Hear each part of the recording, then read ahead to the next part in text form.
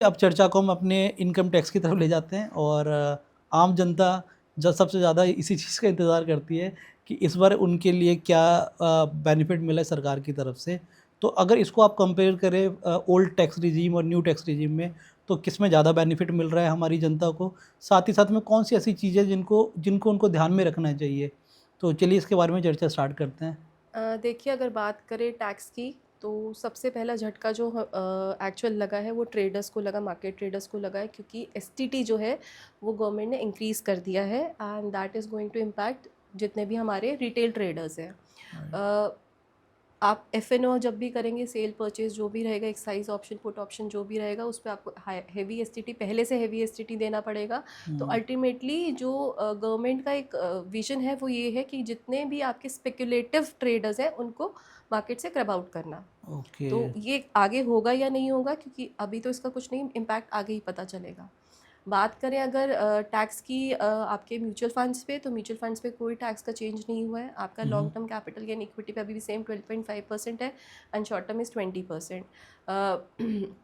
उस पे आपका जो प्रॉफिट है 1.25 लाख का अगर होता है, आपके म्यूचुअल फंड कैपिटल गेन होता है, तो वो आपका 1 साल के लिए वही, आपको उस पर कोई गेन नहीं देना। उसके ऊपर का जो भी गेन है उस पर आपको 12.5% जो है लॉन्ग टर्म देना है। बात करें अगर इनकम टैक्स की, क्योंकि इनकम टैक्स जो मैक्सिमम आपकी जो हमारी जो मेजॉरिटी ऑफ द जो पीपल पॉपुलेशन है। पॉपुलेशन है यहाँ पे, वो मिडिल क्लास में ही फॉल करती है और सबको इनकम टैक्स का ही वेट होता है। अभी जो रिसेंटली चेंज हुआ है 2026-27 में, वो कोई चेंज नहीं है, क्योंकि ऑलरेडी 2025-26 में जब बजट आया था तो ऑलरेडी एक मेजर चेंज हुआ था, जो कि स्लैब रेट है up to 12 lakh of salary, आपको कोई टैक्स नहीं देना है। इसके भी कैलकुलेशन से हम आगे डिस्कस करेंगे, बट अगर आपका जो सैलरी है 12 लाख तक आप अर्न कर रहे हो, तो आपको उस पर ऊपर कोई टैक्स नहीं दिया ना देना है, वो भी न्यू टैक्स रिजीम में।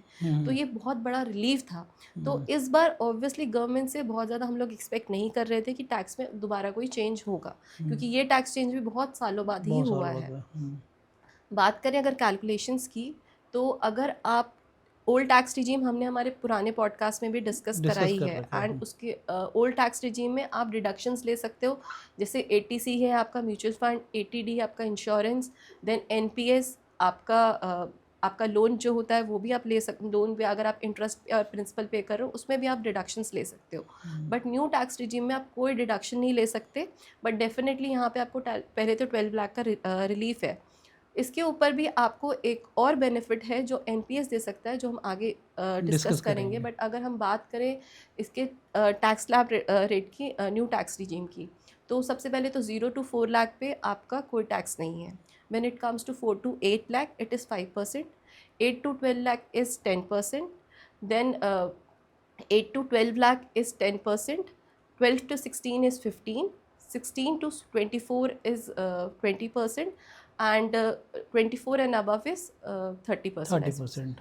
तो ये तो है। अब अगेन, अब इसमें ये देखना होगा कि 12 लाख की सैलरी पे कैसे टैक्स कैलकुलेट नहीं होगा। हुँ, हम कैसे टैक्स कैलकुलेट करते हैं, लेट्स से मेरा अगर 4 लाख सैलरी है तो मेरे को कोई टैक्स नहीं देना। जैसी मेरी 4 लाख से सैलरी ऊपर होगी तो मैं उस, लेट्स से 6 लाख, तो मैं वो जो बच गया 4 लाख के ऊपर 2 लाख, उस पे 5% कैलकुलेट करूँगी। अगर हम राइट। इस तरह से कैलकुलेट करते हैं 12 लाख तक, तो अप्रॉक्सीमेटली 52,000 के आसपास का, इट्स एन अप्रॉक्सीमेट फिगर, आपका टैक्स आता है। बट गवर्नमेंट बोलती है कि अगर आपका 12 लाख तक है सैलरी, तो आपको कोई टैक्स नहीं देना। अब इसमें भी एक चीज़ क्या है कि हम टैक्स किस चीज़ को लेते हैं। एक होता है हमारा स्टैंडर्ड डिडक्शन, जो कि न्यू टैक्स रिजीम में 75,000 का है। लेट्स से मेरी जो सैलरी है वो है 12 लाख रुपीज़, बट मुझे जो है उसमें से स्टैंडर्ड डिडक्शन जो है 75,000 का लेस करना है। हुँ, हुँ। Now my salary would be 11,25,000। 25,000। हुँ, जो कितनी भी सैलरी हो, चाहे 12 लाख हो, चाहे 18 लाख हो, चाहे 70 लाख हो, मुझे स्टैंडर्ड डिडक्शन जो है वो पहले रिड्यूस कर देना है, उसमें से डिडक्ट कर देना है, हुँ। तो वो मेरी टैक्सेबल इनकम हो जाती है। अब ओके, इस टैक्सेबल इनकम पे जो है मुझे अपना टैक्स स्लैब जो है वो लगाना है। लगाएगा। अब क्वेश्चन एक ये आता है, लेट्स अज्यूम मेरी 12 लाख की सैलरी है, मैंने स्टैंडर्ड डिडक्शन भी निकाल लिया, हुँ, अभी भी मेरा 12 लाख बन रहा है। हुँ, बट 12 लाख ना बन के मेरा बन गया 12,10,000। हुँ। तो क्या मुझे उस 10,000 पे सिर्फ टैक्स देना पड़ेगा या फिर पूरे 12,10,000 पे देना हम्म, पड़ेगा, क्योंकि आइडियली ये होता है जब आपका एक स्लैब से ऊपर जब आपको रिलीफ मिलता है और आप एक स्लैब से ऊपर जाते हो तो आपको पूरा टैक्स जो है वो पे करना पे होता है। करना होता है। यहाँ पे एक मार्जिनल रिलीफ बोलते हैं उसको, वो होता है कि अगर आपकी सैलरी जो है 12,75,000 है तो 12 लाख के ऊपर का जो 75,000 है उसी पे आपको टैक्स पे करना है। और वो कितना उस परसेंट है?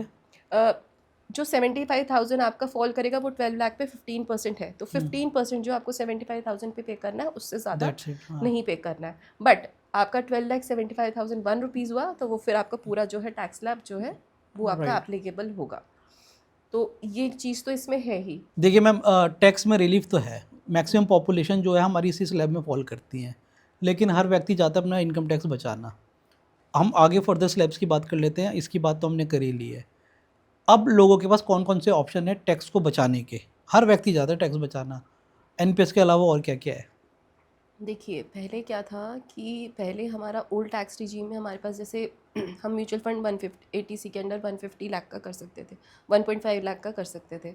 देन हमारे पास एटीडी होता था इंश्योरेंस पे, एनपीएस कर सकते थे अगेन 1.5 लाख का जो उस पर कैप होता था। अदर देन ये एटीसी एटीडी जो है 1.5 लाख के स्लैब में ही आते थे। अदर देन दैट एनपीएस में और हम 50 लाख कर सकते, तो अप्रॉक्सीमेटली हमें वहाँ पे 2 लाख तक का जो है रिलीफ मिल जाता था।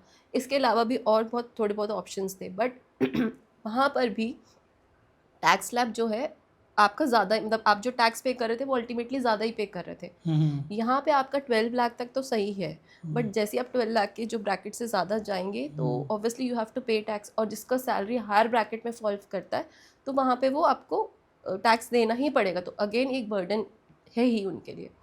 यहाँ पे न्यू टैक्स रिजीम में सिर्फ एक ऑप्शन है NPS, that is national pension scheme. That's it. National pension scheme already government employees के साथ तो है ही, बट प्राइवेट सेक्टर में भी बहुत सारी कंपनीज जो है कॉर्पोरेट एनपीएस करती है अपने एम्प्लॉयज़ का।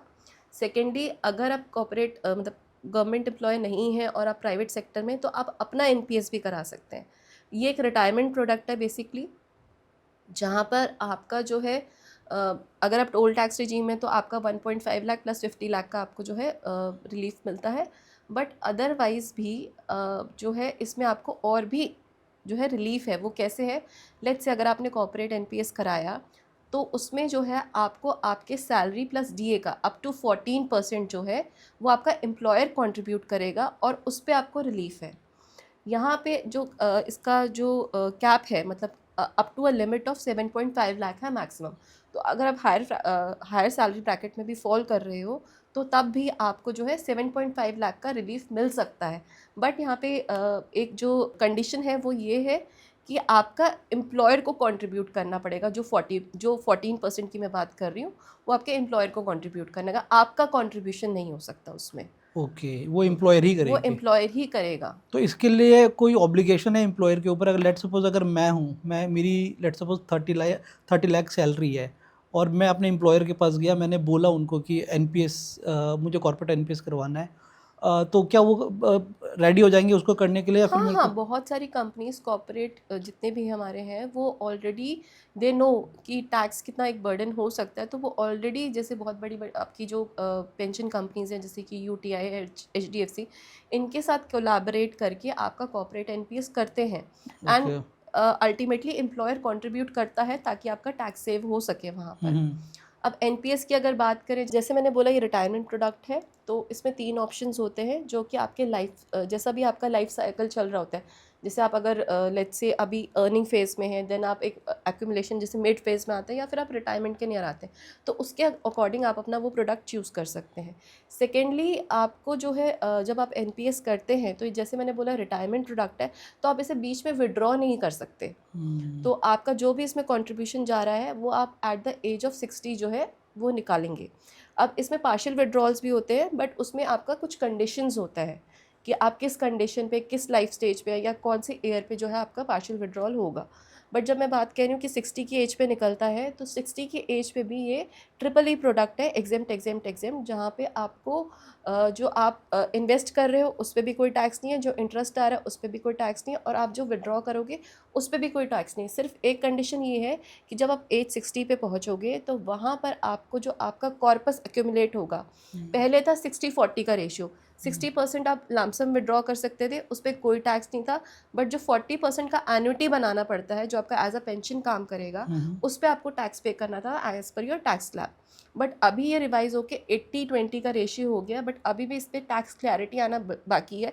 80 पे तो आपका कोई टैक्स नहीं लगेगा, बट जो 20% पे कितना टैक्स क्या होगा वो उसकी क्लैरिटी आना ज़रूरी। अब मेरा क्वेश्चन ये है कि अगर कोई कॉर्पोरेट एनपीएस करवाता है और वो जॉब छोड़ता है, लेट सपोज एक एम्प्लॉयर से दूसरी एम्प्लॉयर पे, तो क्या वो ऑटो ट्रांसफ़र हो जाएगा, या फिर वो किस तरीके से नए एम्प्लॉयर को भी उसको ये बोलना पड़ेगा, या फिर ये ऑलरेडी ये कॉन्टिन्यूटी में चलेगा? इस पे थोड़ी क्लैरिटी अगर। मैंने जैसे बोला कि एनपीएस की बहुत सारी कंपनीज हैं, आईसीआईसी भी है, यूटीआई भी है, एचडीएफसी भी है।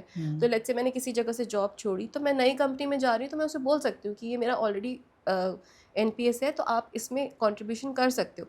लेट्स से उसमें नहीं कर रहे तो आपका जो एनपीएस है फ्रॉम यूटी, अगर मेरे पास लेट्स से यूटीआई का है, यूटीआई से ट्रांसफर होकर वो आईसीआईसी में भी जा सकता है, वो ट्रांसफरेबल है। वो लेट्स से ट्रांसफरेबल मेरी कंपनी जो मैं नई ज्वाइन कर रही हूँ वहाँ पे यूटीआई नहीं है, आईसीआईसी है, तो वो यूटीआई से आईसीआईसी ऑटोमेटिकली एक रिक्वेस्ट पे ट्रांसफर हो जाता है, उसका कोई इशू नहीं है। राइट। और इसमें और भी चीज़ें हैं, जैसे लेट्स से कि रिटायरमेंट प्रोडक्ट है, मैं बोल रही हूँ 60 की एज पे निकलेगा, बट इन केस कुछ इमरजेंसी है तो उसमें भी पार्शियल विड्रॉल्स अलाउड है, उस पर कुछ सब्जेक्ट टू कंडीशंस होते हैं, बट आप विड्रॉ कर सकते हो।